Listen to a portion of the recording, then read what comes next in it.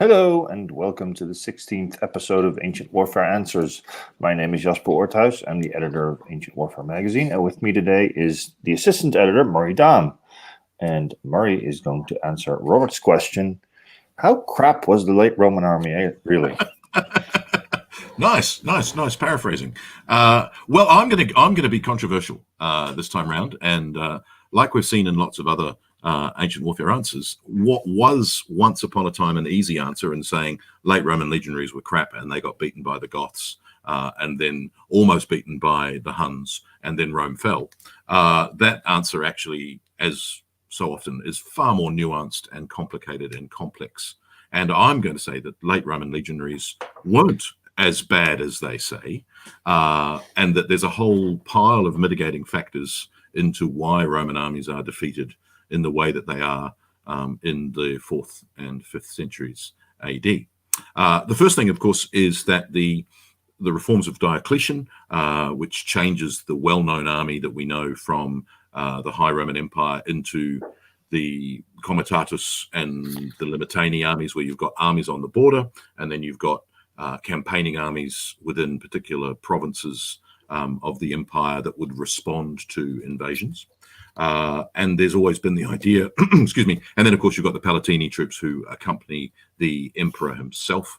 And you've always had the idea that the Limitani troops they're paid less, yes, and that they're terrible. And then you've got the Comitatus troops who are better, and then the Palatini troops who are, better still. And the issue then, of course, becomes that when these armies are defeated by the Goths, so when the Goths invade over the Danube in 376, they are immediately able to defeat Roman armies, probably made up of Comitatus troops as well as Limitani troops, as soon as they arrive.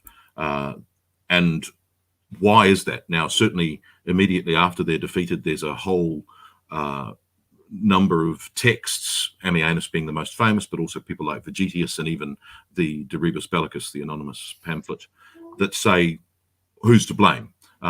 Discipline is blamed. Individual commanders are blamed for misbehavior. And what seems to have happened is that Roman troops really have become quite complacent, and that the empire has fought wars, and through those wars has become, in a way, disrespectful of certainly the tribes north of the Danube. And when they come into the empire, the emperors and the generals think that they're going to basically be a smorgasbord of troops that they're going to just be able to choose troops from, and that's going to fix all their problems. There's been manpower shortages is another thing that gets blamed in the 4th century. And so the issue then becomes, if that's the case, why are you losing battles to these supposedly barbarian troops who aren't very good, but you were quite willing to employ them as your troops? So there's all sorts of weird stuff that sort of is going on there.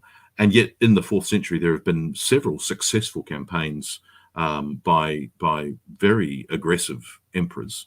And so I think the fact is that when the barbarians come across, we're told that they've been, they're starving. Whether they brought their weapons with them, we're not sure, but some sources say they did bring their weapons. Others say they surrendered them. And then outside Marcianopolis, they steal the weapons of the Romans and then arm themselves and defeat an army outside Marcianopolis, which I think was unexpected. The idea there, of course, was that the generals were going to put Fritigern and Alavius to death inside Marcianopolis and therefore cut the head off the snake and leave the Goths leaderless. Fritigern escapes, and that the Goths then sort of break out into revolt and are unstoppable. And so that's the normal picture, and that the Romans are unable to stand against them. And of course, then the Battle of Adrianople, where everything goes wrong. The worst day in Rome's military history since the Battle of Cannae in 216 BC. But at the same time, in the Western Empire, the Romans are successful against a different tribe of Goths, the Germanic tribe, the Alemanni. So it's like, well, they are fighting successfully there. at the Battle of the Willows in 377 AD, the Romans form a testudo with their entire front line. So their entire army forms a testudo, and the Goths basically bash away at it for a long time, and they're able to hold their own, even though the Goths probably outnumber them, and they have a reserve, which basically means that battle's a draw. And so when commanded well and when disciplined, again, the Romans can hold their own at the Battle of the Willows. What then happens, of course, is the Battle of Adrianople. And at Adrianople, there's the Romans advance towards the wagon lager of the barbarians of the Goths, and there's the sources we've got on Adrianople. There are hundreds of them, and most of them don't tell us much. Unfortunately, it's all a disaster. It's framed in most of them in religious terms. The Emperor Valens was an Arian Christian, and the Goths also were Arian Christians. Why Valens welcomed them into the empire is because they shared a faith. Of course, Nicene Christianity, what we know as Catholicism, becomes the main Christianity. But because Valens is Arian, his loss at the Battle of Adrianople is blamed on his heretical faith, which doesn't really help us as military historians to understand what happened, and certainly doesn't understand were the Roman soldiers bad, because not many of those weren't Arian Christians. They were all faiths, and ended up dying. But what seems to have happened, of course, is that the Roman cavalry is defeated. The one wing, the left wing of the Roman cavalry, hasn't actually turned up to the battlefield. They're still on the way, which again is the complacency angle, possibly, or ill-discipline angle. The right wing, or just bad luck.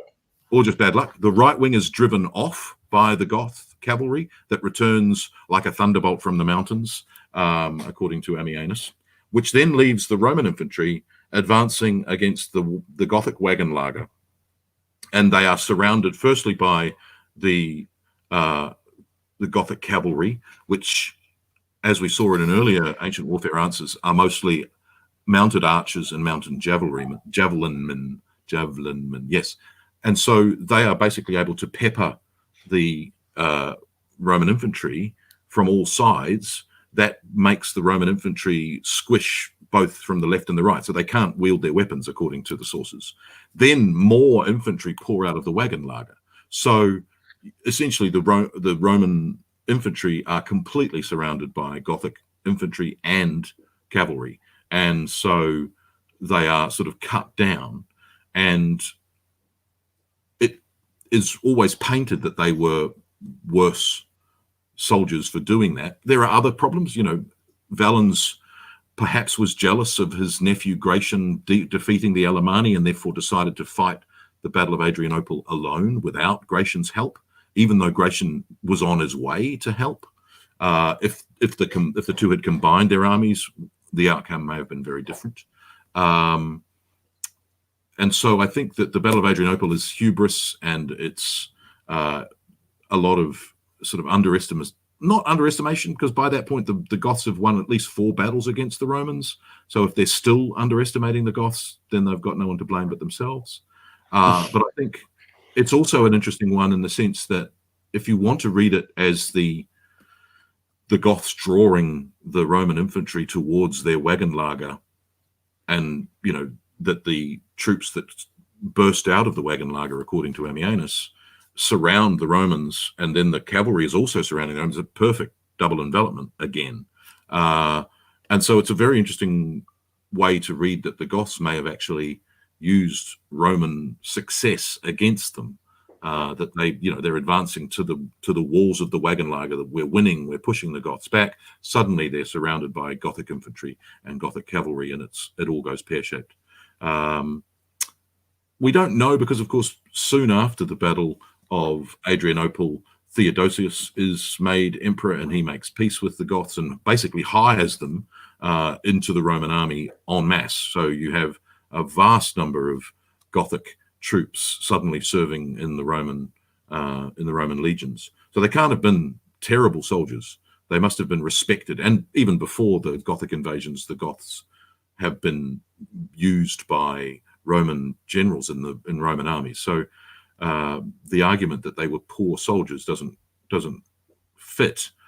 And at the same time, therefore, if the Goths were respected soldiers, the Romans fighting the Goths can't have been terrible soldiers, because yes, they're defeated, but they do hold their own for a long period of time. One of the other things about the Battle of Adrianople is that the killing is only brought to an end by darkness. So they've fought for the entire afternoon in high summer. The 9th of June, I think, is the date for the battle. So they do hold their own, and they do fight and hold their turn up high, but they're outnumbered, and they're eventually cut down. So that's no sort of comment on their quality. I think it's more that they underestimated their enemy and hubris. There's another complaint that they weren't wearing armor. Vegetius makes the comment that Romans had become so lazy that they'd taken their armor off and were exhausted by marching. You're like, ooh, not sure about that one.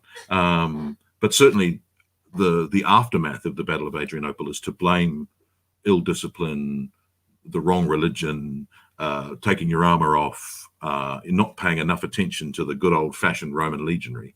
And I think that those are knee-jerk reactions rather than sort of serious addressing of the issues of Roman armies in the late empire.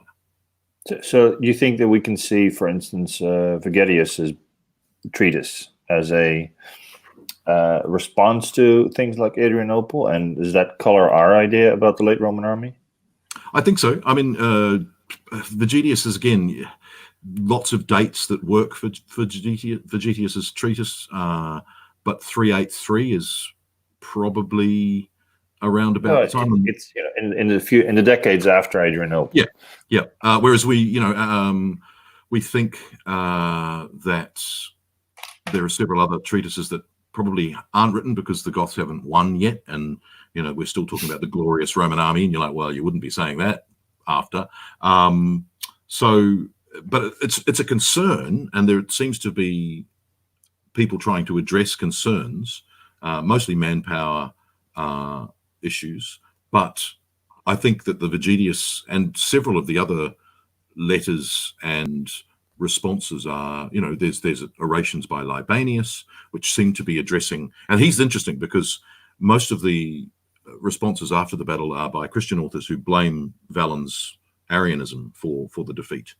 And they talk about that there were omens that he was going to die and be burnt to death and we wouldn't find his body and all that sort of thing. Whereas Libanius actually comes out and in front of Theodosius himself says that the soldiers who died at Adrianople were no less brave than the soldiers of old, which is really an interesting take from a pagan author. So I think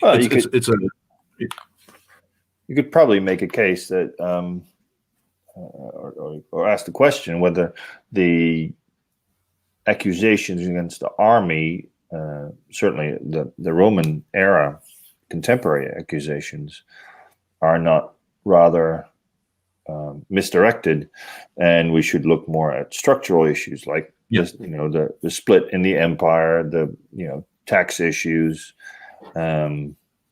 absolutely, all those that made it much harder for. I mean, even in the high imperial era, we tend to forget this is not a small empire. It's most of Europe, with something, I think the estimation around Trajan, something like 50 million inhabitants. And the borders are supposed to be controlled, and much of the empire policed by something like between 400,000 and 500,000 soldiers. That's it. That's if you spread them out along the whole Limes, that's not a lot of people. Yeah. And they managed to hold out for most of that period because there's unity of command. There's a sort of clever strategy of holding off difficult people on the borders, and if there's a breakthrough or a revolt somewhere, there's usually enough time for an army to be collected, if necessary, from elsewhere to beat up those people, and then they won't come back for a while. And in the later Roman Empire, there's no more unity of command. The tax situation is more difficult, and there's pressure on the borders from many directions at the same time. and it's the old strategy of sort of counterpunch, if you have to, doesn't work anymore. And then you get the defense in depth, basically. I mean, that's been argued. You have the people who's supposed to hold the border and act more or less as a tripwire, and then the comitatenses and perhaps the emperor himself with his guard will come and redress the situation. But if that happens in the east, in the northwest, in sort of the Balkans at the same time, you're in trouble. Yeah, I mean, it's like whack-a-mole. Yeah, I think you're right though. I think the army are made a scapegoat. Obviously, Valens dies. Most of the major commanders die at Adrianople, and so the army are made scapegoats for the failings. But again,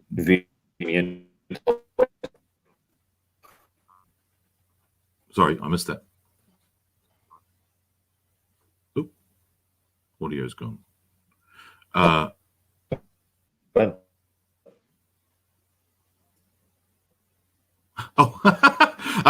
think also, like you were just saying, that lack of unified command.